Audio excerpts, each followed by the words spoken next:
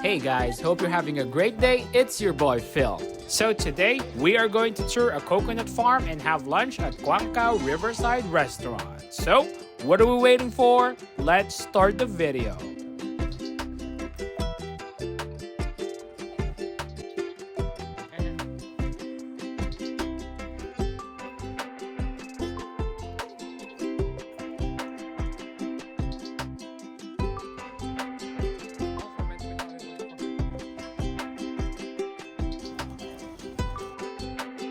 Hope you're having a great day, guys. So today we are in the first part of the video where we are visiting a coconut farm where they use every part of the coconut for arts and crafts, food, sugar, and much more. And afterwards, for the second part, we will be visiting a traditional house where part of the childhood of the King of Thailand grew up in. And lastly, we are going to have lunch at Bangkok Riverside Restaurant. So first, we are in the outskirts of Bangkok where we are visiting a coconut farm and a processing facility. As we were touring the outskirts of the farm, we encountered this mysterious plant. And truthfully, it doesn't really smell like anything when you get one of the leaves. So we are now in the processing facility itself, where you can see all the parts of the coconut from the fruits, the leaves, and the tree itself converted to various useful things. Oh, what is that? Coconut flour. And so they cut it and keep for the night. After they cut it, the liquid is come out. The water is come out from the water. So they keep it in the bamboo container. And For after one that, night. one night. So after that, they're gonna boil. Some of that juice is cooked and evaporated in these containers, and afterwards, we have the concentrated version of fermented coconut juice. This juice has a very refreshing taste. It is better compared to the coconut water that we buy in our stores. It tastes sweeter and has a slight taste of molasses. It has almost the same consistency as evaporated milk. And I think it is best served cold with a glass of ice. And they also offer samples of baked coconut chips and coconut candy. And I think we took a few of these back home. The coconut chips were baked, crispy, and has a slight bland sweet taste. The coconut candy tasted better. It has the right amount of sweetness and has that creamy, milky coconut milk flavor. It reminds you of Swiss nougat or toffee that has a creamy coconut taste. And besides the food items, there are also souvenirs made from all parts of the coconut. And now we are visiting a traditional Thai house where the former King of Thailand spent a portion of his childhood. First, take off your shoes before you climb the stairs. As you can see, it's a traditional wooden elevated house to protect itself from floods from the tropical weather. And a small Buddha shrine at the entrance of the house. And there's also a barbell in one of the benches to get some of your exercise. This traditional house is 95% made out of wood with hardwood floors. It has that rustic countryside design of some farmhouses and is very spacious. And there are some percussion and string instruments as well. I don't know how to play it. I play only the like if the student marry and have their own family, they sing together. There was even one item in the house where we thought it was like a mini bathtub, but it turns out this wooden bowl is used to store rice and also to protect it during the rainy season.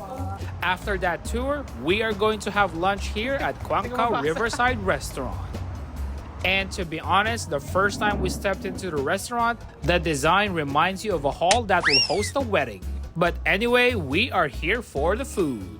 So it is time to eat lunch. The menu is very extensive. It has about 150 to 200 items. It has 90% traditional Thai cuisine and about 10% Western food. First thing we ordered is crab omelette, served hot with a side of sweet and sour sauce. This order was worth it because of the huge amount of crab meat in the omelette. The crab meat was sweet and tender, and the omelette itself was not too oily. And as you can see, that's one spoonful of crab meat in every bite. The sweet and sour sauce also pairs well with the omelette. The first thing that you will notice with this basil pork fried rice is the aroma of the herbs and the basil. And another aroma that you will notice while mixing this pork is that smoky stir-fried wok hei. And it has fish sauce with chopped garlic and chilies. This was delicious with you tasting the aroma of the stir-fried pork and those herbs. Definitely that flavor of wok hei. And with that flavor of the pork with the herbs, it doesn't really need any sauce or side dish or some extra seasoning for me.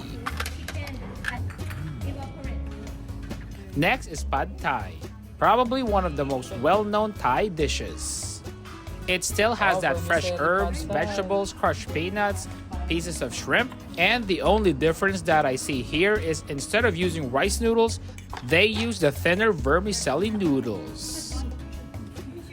The noodles were soft, not overcooked, and it has that balance of sweet and sour flavors and that taste of the stir-frying process, again, that wok hei. And the vegetables were crunchy and fresh.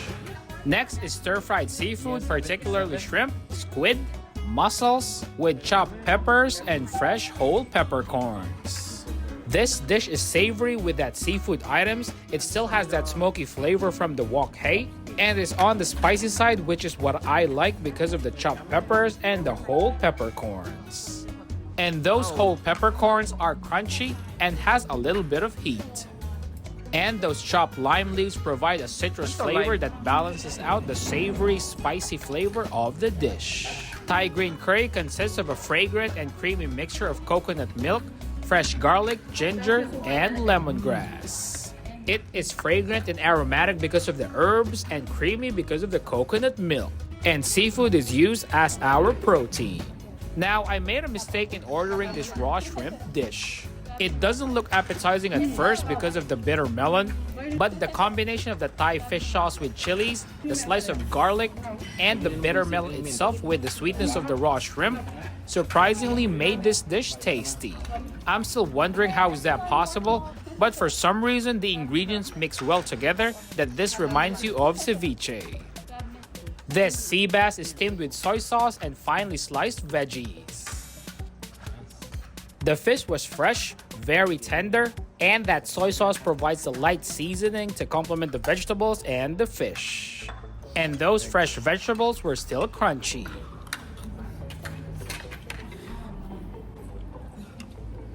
One of my favorite dishes for today, the crispy fried shrimp. This shrimp is lightly battered, deep fried, providing that crunchy, tasty exterior and very soft, tender, and tasty meat. The batter was really light with a small amount of seasoning, just enough to bring out the full flavors of the shrimp. The fried garlic and chilies also add more seasoning to the dish. Our last dish for this lunch is khao soi, or coconut curry noodle soup with chicken. This dish consists of chicken boiled in coconut milk, red curry paste, herbs and spices, added with some boiled egg noodles and topped with crispy egg noodles. Tapos nag-cut siya ng chicken. So it's a dish that is meant for sharing smaller portions on smaller bowls with small and equal amounts of noodles, chicken, soup, and the side garnishes for each bowl. With the side dishes consisting of fresh mung bean sprouts, fresh red onions, and or whole dried chilies.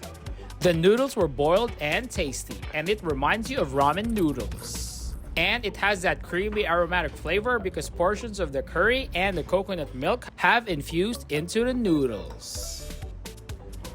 The chicken was tender as well and has that same aromatic, fragrant, creamy, milky flavor, which is also because of the curry, spices, and the coconut milk. These crispy noodles were deep-fried egg noodles and just adds a little bit of texture to the soup.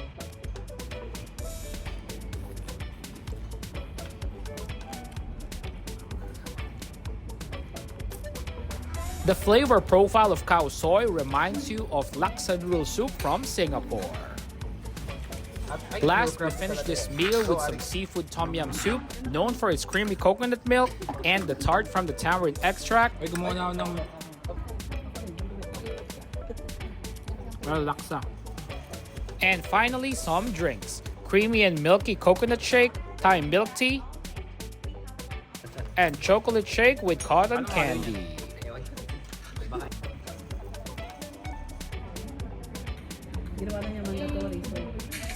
And that was a great meal indeed. And join us in part 8 of the next video series where we will be having great drinks and great food at Bubble in the Forest. So, see you in the next video.